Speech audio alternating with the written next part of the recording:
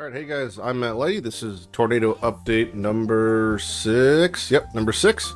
It's probably going to be the second to last update for the Tornado build progression diary, because there's not a whole lot more to do for the character, and once he's completed, I'll be playing him for the remainder of the league probably, but there's just not much as far as real progression. It'll be just minute changes.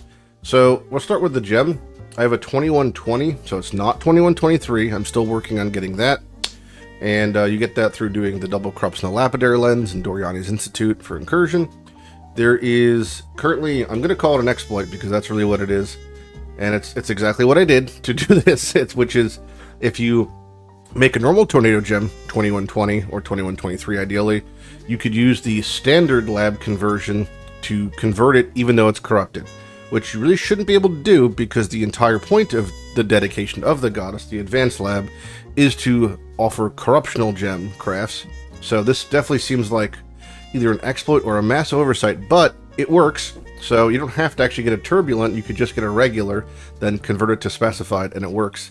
I know how it works, it's just it really shouldn't work. So I did it there, but that shouldn't work. So there's that. But that's how you get a 21 gem. The other thing in the past week we did was I got level 100, which is pretty easy, just takes time. This build is quite tanky. So for that I just grinded either Abyss and Beyond with Edifice, or I just did Cranked Breach with Evolving Shrines. In trade you just buy all these things, but it's a little hard to sustain them in SSF. But yeah, the one strategy was two Evolving Shrines, and I did Triple Breach and a Full Breach Shrine Tree. The other one was Abyss with 2 Abyss, 2 Multitudes, and an Edifice, or 2 Abyss, 1 Multitude, Edifice, and a Nemesis on a Beyond Nemesis tree. And that gave me, about 2 to 3% per map from 99 to 100, and more than that up until that point, but very little risk of death in either of them. So that is pretty huge. The other thing we got is, you'll notice I have capped Chaos Res in 75. This is because I have got I grinded out Light of Meetings, and I got my Chaos one. So the Chaos Light of Meeting gives us Chaos Res. It's pretty sweet down here. It works even a little bit nicer because I do actually have the Anoint for Robust, which is not good. It's just kind of cheap. I think I'll probably get a better Anoint eventually. Even something like Warrior's Blood, I think is strictly better. Or even better, I think, is Golem's Blood. It's probably the best Anoint. If I'm not going to do something like Prismatic Skin. But that takes Blight, so that's on my list of things to do. I'll even write that down right now, better Anoint. Because I've just been lazy about doing that. So that's fine. Second thing we have is new Vermilion rings. So I recrafted my rings. So this one is brand new. It's, again, not perfect, but it's like pretty okay for a stopgap ring. All we really care about is life, res, stats, recoup, for and then multi if we could somehow get it on Vermilion rings now. Eventually, yes, you want to go for a manifold ring that has much higher life, much higher res, much higher recoup, and then just a Calandra's Touch, because it'd probably be easier to get a Calandra's Touch than get a second manifold ring. That's really well crafted, but I'm using 2 Vermilions that are pretty good. This one even has, less life, unfortunately, and a little bit less res, but it has some recoup.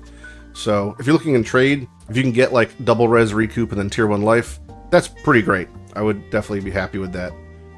Again, armor's a dead stat for us, basically. Mana's a dead stat for us. So not perfect, but pretty okay. There's room for, also you can do Eldritch Exalted, Shaper Exalted, Crusader Exalted for things like spell damage or spell life on hit, which doesn't really do having 20 life on hit is great, but when you have 12, 15, 18,000 life, it's not as good, but it's something. So there's that, which is, pretty nice. I got a little bit more damage now across my tree and my gear, so I've officially made the drop where I drop Herald of Ash, and I run Tempest Shield. And Tempest Shield with this tree plus Glancing Blows does give us 75-75, which is where we want to be with Glancing Blows. I would say it's basically near impossible for this build to get pure block cap without Glancing Blows, without absurd investment in some ways, maybe tattoos or something. But yeah, I'm very happy with how tanky I am. I'm doing Corrupted, 17s, 8 mods, Originator maps, cranked and juiced and not dying. So Glancing Blows is totally acceptable with the amount of recoup and regen we have. So being at 75 there is great. I think I actually had to divine my Wrathpith a little bit higher It's not even 15, but I just had to get a little bit higher to get a better one. But yeah, either way, Tempest Shield on is great. Makes her shock immune, which doesn't really matter because again, our Merc gives. He's on. I'm not here. I can't view you, sir. Our Merc gives us element immunity through Sin Eater.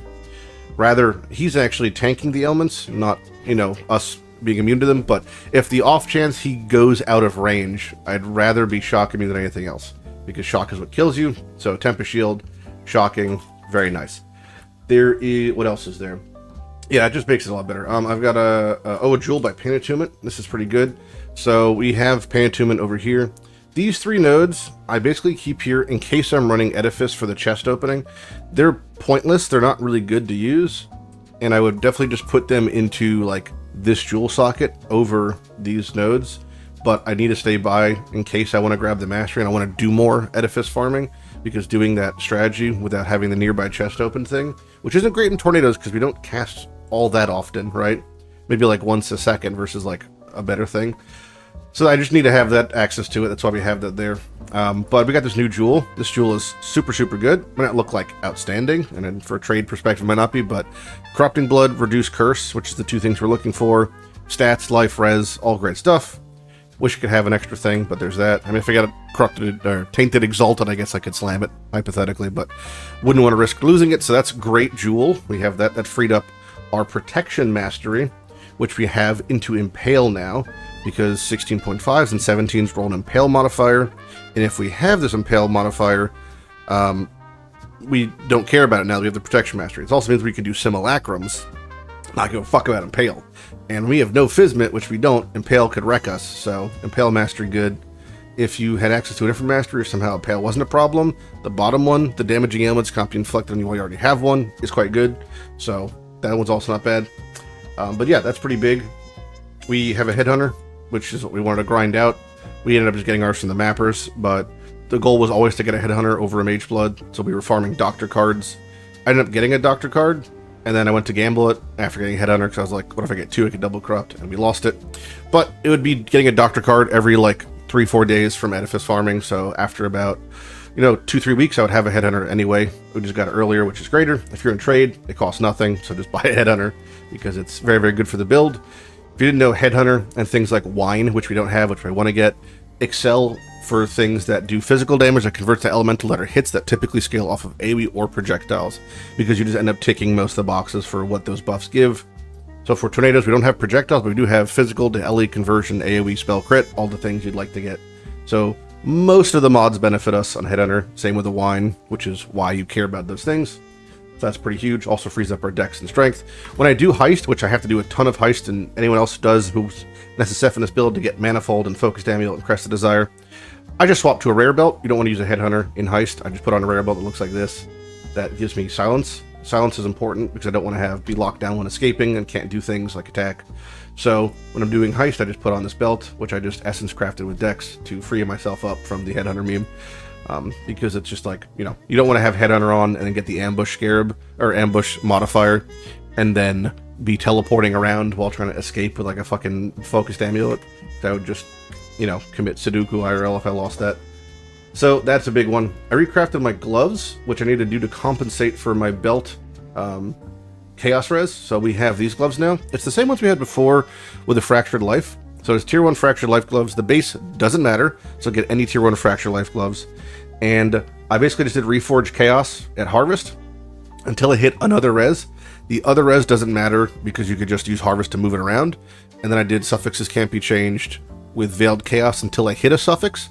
And then I hit whatever of the dual Chaos reses. And even that one doesn't matter because you could harvest it around, right? So you could use Harvest to move your reses around to turn the Lightning Chaos into Cold Chaos or turn the Fire into Cold or Lightning, whatever. So once that's done, then it's Suffixes Can't Be Changed, Reforge Life. Until I hit a hybrid, I settled with Tier 2 because I didn't feel like making the glove really much better. And then I master crafted or bench crafted the area and AoE.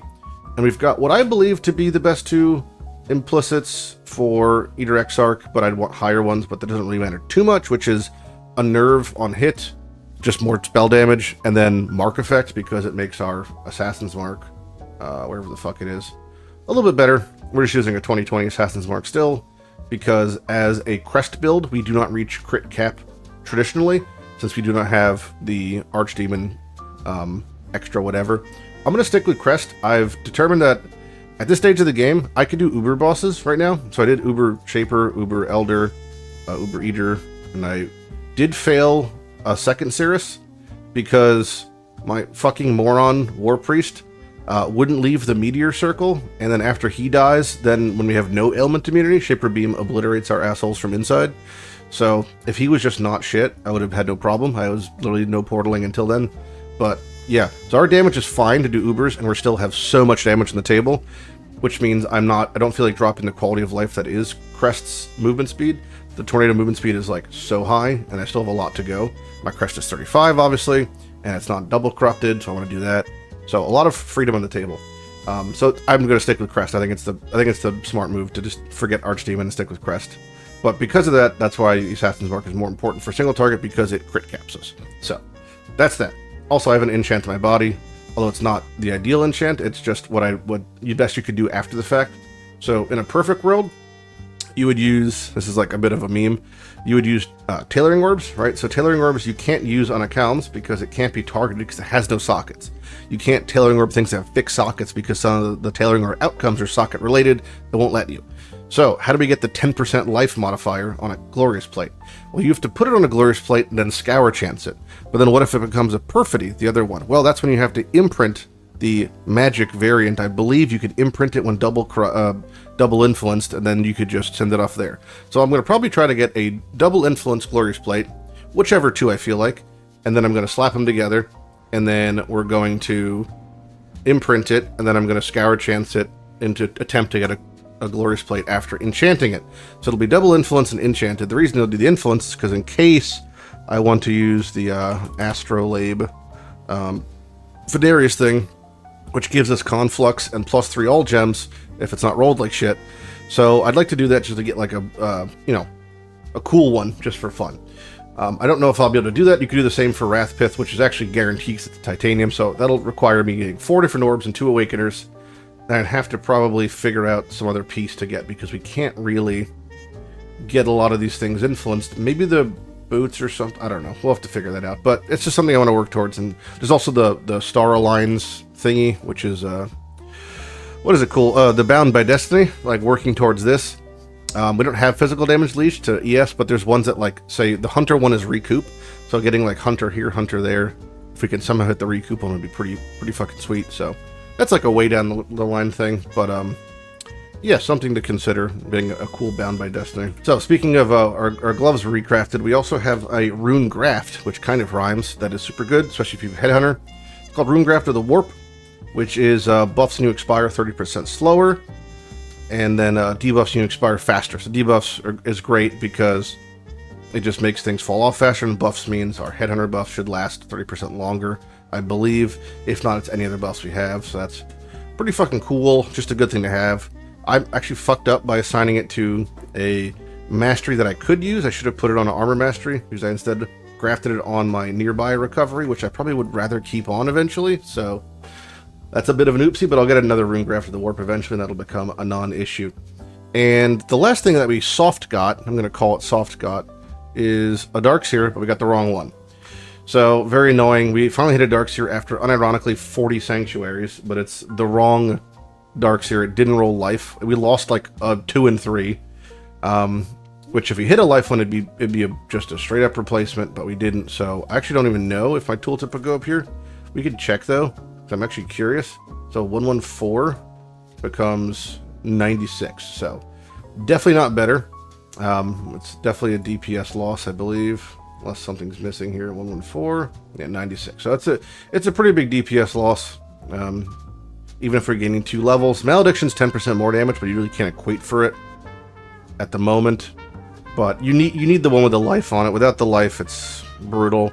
This thing gives you like 1500, 1600 life, so gotta get a life roll. You can see the ES roll is decent. It's 1 per level, but it's gonna be 2. So when you're 100, this is definitely better. But as of right now, I've got as good of a rare as I could really get without investing much more into it, which is just a bunch of T1s, flats, and spell damages, and some multi. I could redo the suffixes to get multi or something better, but I don't really give a shit, so it's just good enough right now. But that's pretty much it for my updates. I guess I could show you what it looks like. There's one thing I've been doing, and this is pretty much all I'm doing at the moment, which is trying to get more sanctuaries. So the way I do this is I'm running Crimson Township. It's the only base 16 that actually lets you, what's it called, get a sanctuary. The other ones don't have sanctuary as an option. And then I just sit here and I kind of just chaos spam until I hit maps. And if it has everything else is fine, then that's great.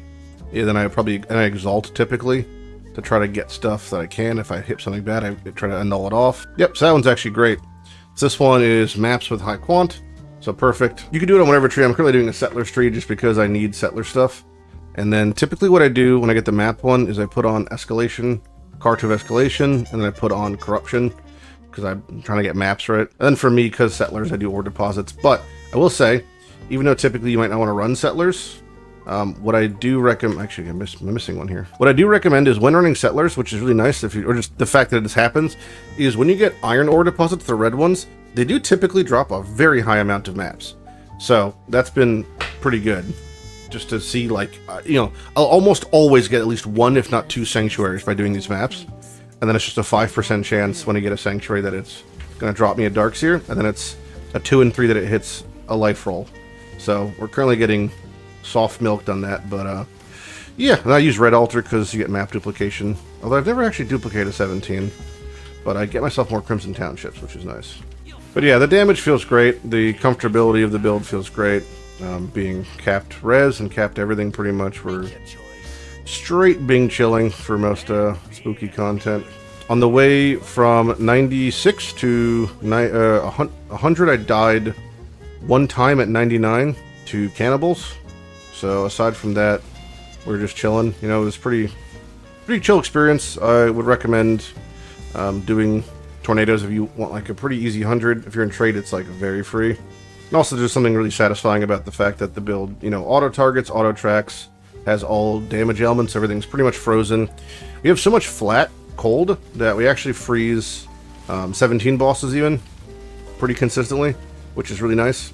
So we have just like a ton of comfy damage, a ton of survivability because of that.